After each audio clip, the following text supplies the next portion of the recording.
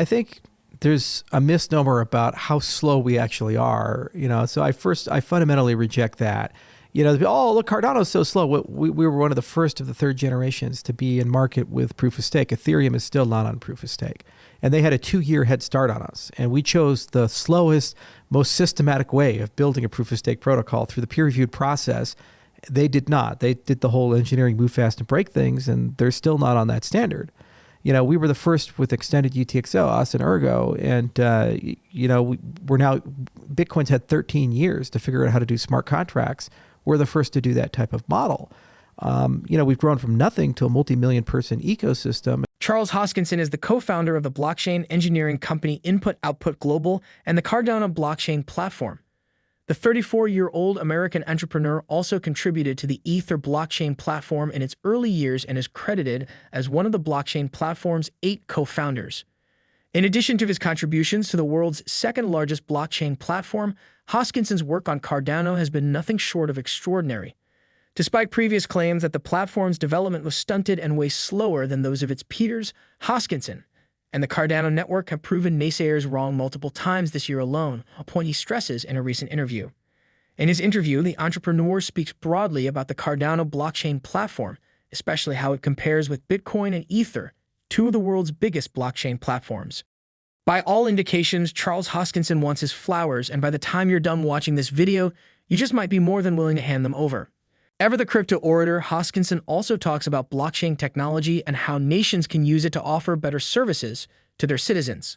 Please watch this video to the end as we will bring you an important update on Cardano's Vassal hard fork after Charles Hoskinson's interview. Also, be sure you hit the like button, subscribe to the channel, and drop your comments and observations in the comments section below. Thanks and enjoy the video. It irritates me a little bit when people say we're so slow, but let's say even if that's the case, well, then you really have to ask yourself, well, what is the point of this infrastructure? The point of this infrastructure is to be around for hundreds of years. So taking an additional 6 months to a year or 2 years to do it right, you have to live with the consequences of your design long term. That's the direction we're moving in. Everybody who has ADA gets to decide, and then you put in lots of checks and balances. You have to create a members-based open source program, and there's a lot of great examples of how to do that with the Linux Foundation and the Apache Foundation in particular, because these are programs that North Korea, South Korea, Iran, or Israel, or Russia, China, and America don't all exactly get along, yet every one of them are consumers of Linux.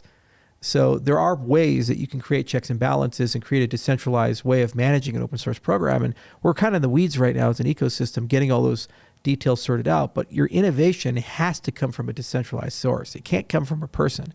People retire, they get co-opted, they die. So you have to use peer review process, and you have to know that the software that you have works. So how do you know that? Well, you know that with an evidence-based software development program. And this is what we do for the aerospace industry. It's why people trust airplanes. It's why people trust rockets. There have been lots of talks about impending dot-com bubble-like crash that would wipe out thousands of cryptocurrencies from the industry.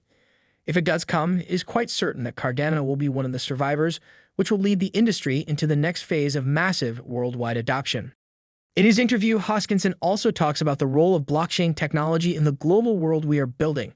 He explains that certain governments and entities have wielded too much power over the rest of the world, but the blockchain contains all we need to wrest that power away from them and give equal opportunities to all, regardless of class or status. According to the Cardano founder, the decentralized ledger system will also be of great benefit to nations. We want to live in a global society, and if you want to live in a global society, one of the first things you don't want is for one actor in that global society to have complete control over critical things, resources. That can be energy, your identity, supply chains, your food. That can be water. You don't really want a situation where one actor is in charge of that whole show, because what they can do is say, hey, I don't like you, Brian, so I'm just going to cut off your power or your water or your access to the internet or these types of things. We see that, for example, with events in Yemen or in Ethiopia or other places. Certain people are not really so favored, and now all of a sudden, like, a wall's been basically built around them, and they have no access to basic things. Or what Russia's trying to do in Ukraine, for example, especially during the beginning part of the invasion. So the point of cryptocurrencies and blockchain technology is they take those resources that should be kind of a public good, and if they're digitizable, get them into a situation where they're completely open, and basically could then build businesses on top of that. But the underlying infrastructure is no longer controlled. I don't really view it as let's get rid of the nation state.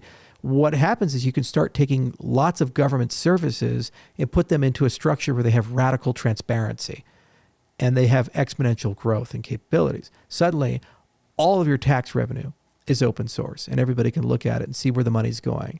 All of your government interactions are now completely digital native and they have programmable interfaces and anybody can build applications for it. Everything's open source. Everything is programmable at the edges. So you now have a way of doing global regulation without putting a nation state in charge of everything, like what the role the United States had in the 20th century and increasingly the role that China is trying to assert in the 21st century. At the end of the day, you have less friction, less fraud, less waste, less abuse, more transparency, and ultimately less consolidation of power. And that's really what our industry sells in a nutshell. And it does it in a way that nation states can't tamper with it. China doesn't have a back door. America doesn't have a back door. If it's truly a permissionless ledger, the least amongst us, the poorest person, the most vulnerable person, has equal access as the president of the United States does. There's never been a time in human history that's been the case. If we're talking about energy resources, water resources, information resources, your ability to express yourself or interface with the marketplace, it's dangerous at a social scale that a small group of unelected people could have a fundamental control over that and be able to completely decide whether you're legitimate or not. Because you piss those people off, they basically just disappear you from society and destroy your ability to express yourself. So really it's a case-by-case basis, but what's nice about it is you can always go in one direction. It's very easy to go from decentralization to centralization. It's much harder to go in the other direction from centralization to decentralization. So my view is take the foundational stuff and make that all decentralized. And then what you do is you add layers of centralization in. How many countries in the world are actually considering this at this moment in time? A lot have. For example, the concept of a digital government. Estonia has been one of the world leaders there. The country of Georgia is also pursuing it. There's a lot of work in Singapore.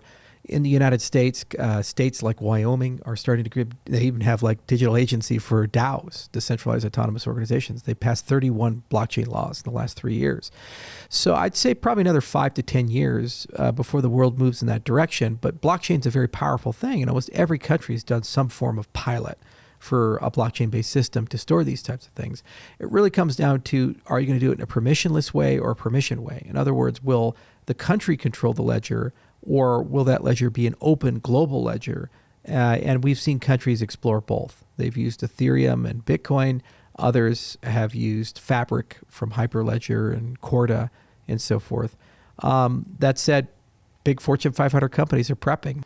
And that's where Cardano have come in African countries. So Ethiopia, Kenya. Yeah, Ethiopia in particular with the credential management system for the students, and 5 million students will have their K through 12 records digitized in this way.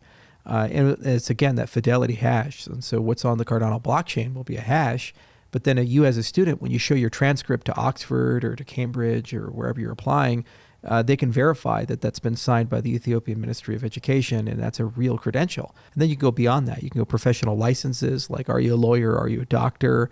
You can go into like visas, travel permits, these types of things. And eventually you can go for compliance for payments and for bank accounts and other such things. It's the same stack of technology for all that stuff. With such immense possibilities, the future does seem rather exciting, especially for the millions of investors who have had the foresight to invest in digital assets. As promised earlier in the video, we have an important update about Cardano's vassal hard fork. According to Charles Hoskinson, the much-awaited upgrade will now occur in September, the same month Ether developers have selected for the merge. In a recent video update, Hoskinson announced that major crypto exchanges including Binance, Bitfinex, Hotbit, Upbit, and Kraken are in the process of integrating the upgrade. Though others like Coinbase have not started preparing for the hard fork, Input Output believes that several other exchanges will start the process this week. According to Hoskinson, most exchanges tend to wait for the top exchanges to begin the integration process before they do the same. Here's a statement for the clip. Generally, what happens is that after a hard fork date is announced, you see a big rush of people push through. So what is probably going to occur is that once we hit that golden 75% of the stake pool operators and 3 to 5 of the major exchanges by volume, the top 3 or top 5 are uprated or in the process of upgrading, a hard fork date will be set. Then the rest of the exchanges feel the urgency, and they start upgrading, and it's really hard to get them otherwise. They tend to need a little bit of push for that. Hoskinson also said Cardano developers are making steady progress, and the upgrade should occur sometime next month. Things are moving along very quickly, he explained. Extensive testing is still being done by the community and still by us. So sometime in September is what it looks like unless something is discovered or we run into a substantial slowdown somewhere, he added. After Monday's rally, Cardano is currently exchanging hands at $0.45, a 3.56% increase since midnight and a 1% increase in the past 24 hours. Hopefully, as the hard fork draws nearer and the pressure from the macro environment reduces, the token will return to and even exceed the previous high of $0.59. What do you think about Charles Hoskinson's interview in the coming Vasil hard fork? Please drop your comments and observations in the comments section below. Also, be sure you hit the like button and subscribe to the channel for more crypto-related videos. Thanks for watching.